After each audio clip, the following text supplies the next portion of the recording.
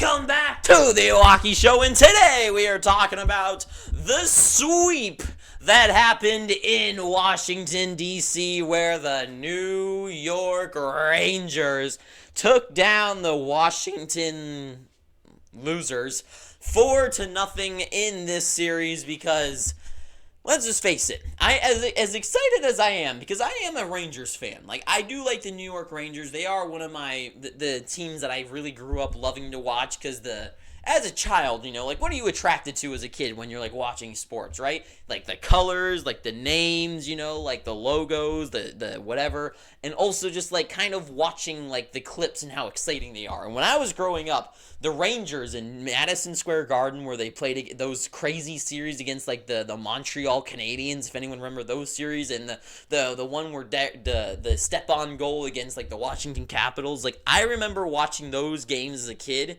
and especially since my family's from New York, watching those games, like, the Rangers games were always the ones that I watched, right, because they were so fun, and I loved the Rangers because they were so exciting, and that buzzer is, like, my favorite. I think they might have my favorite goal horn, and then the whoa, like, it's just so, I love it. I love the Rangers. I love the atmosphere, and the atmosphere.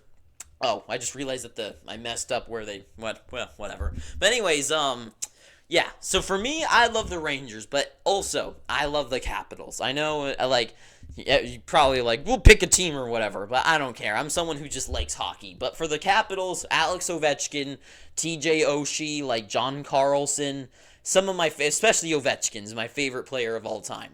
And for me, I had no hope going into this series. I am a optimistic Capitals fans is what I would say I am. And I didn't care. I had no hope for them. I don't think the only reason the Capitals made it into the playoffs is because every other team in the East sucked.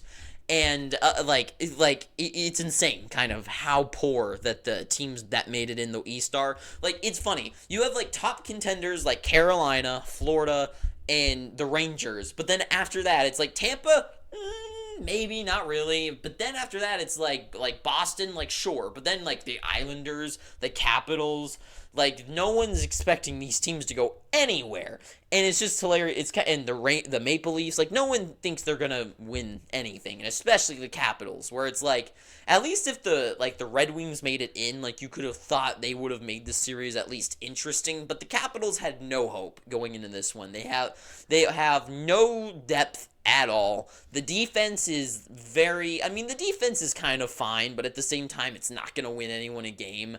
And then the goaltending, sure, like, Lindgren was like his top games, he was a Vezina level goaltender, and but sure, but still at the same time, nothing, right? And Ovechkin in this series was just easily shut down by the Rangers. And the Rangers, this is a good series for them, right? This was an uneven, unfair series for them to begin with, because the Rangers have such good defense, they have such good goaltending in Shesterkin, and then they have, and it's just both ways, because, for the defense, with guys like Condre Miller, and Miller, Fox, Trouba, Lindgren, this team is some very good defensemen on them, super good, one of the best whole cores in the league.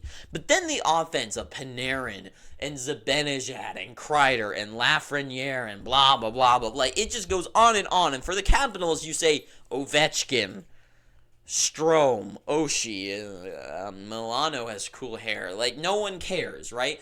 This is such an unfair series. So for me, I'm sad as a Capitals fan, but as a Rangers fan, I am worried, because this series is maybe not the best outcome for them. Sure, a sweep is the best thing that could have happened with them, but the issue is that the games were never close, but they also weren't not too close.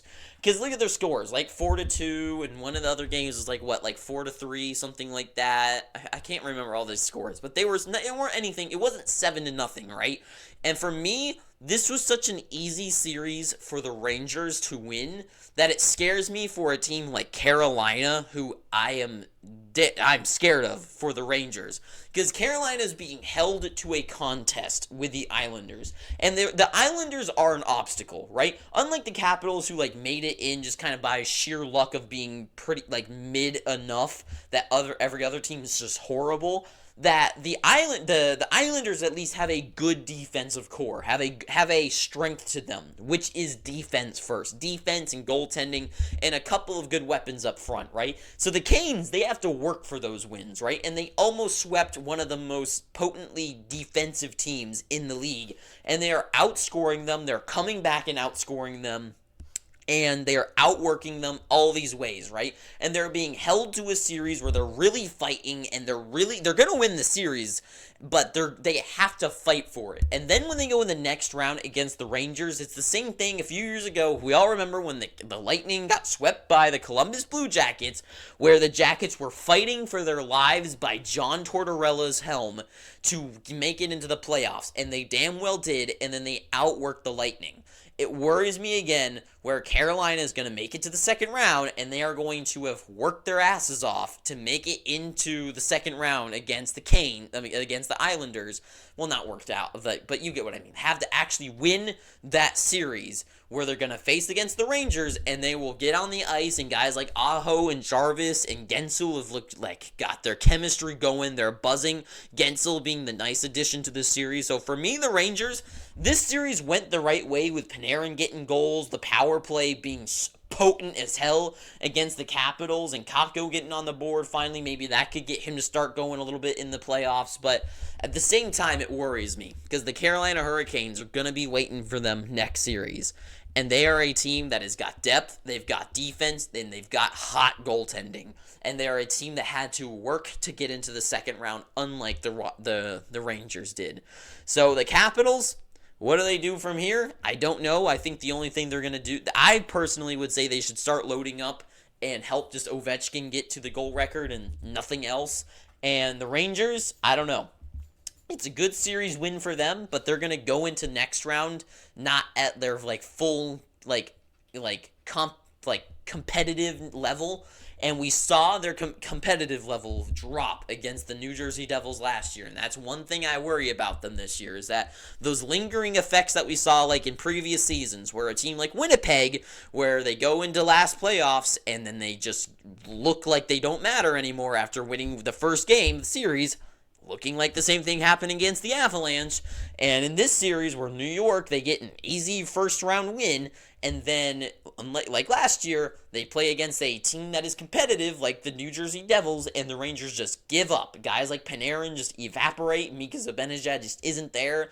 And then a guy like Chris Kreider is the only guy who's got any juice in his step, and everyone else goes silent. And that worries me. And especially against the Hurricanes, who look damn well unstoppable and look like they're ready to take down a big team like the Rangers. So, yeah, that's all I got to say. So, that's all I've got to say. So, thank you for watching this. If you made it this far, please, I am begging you, please subscribe. We're so close to 500.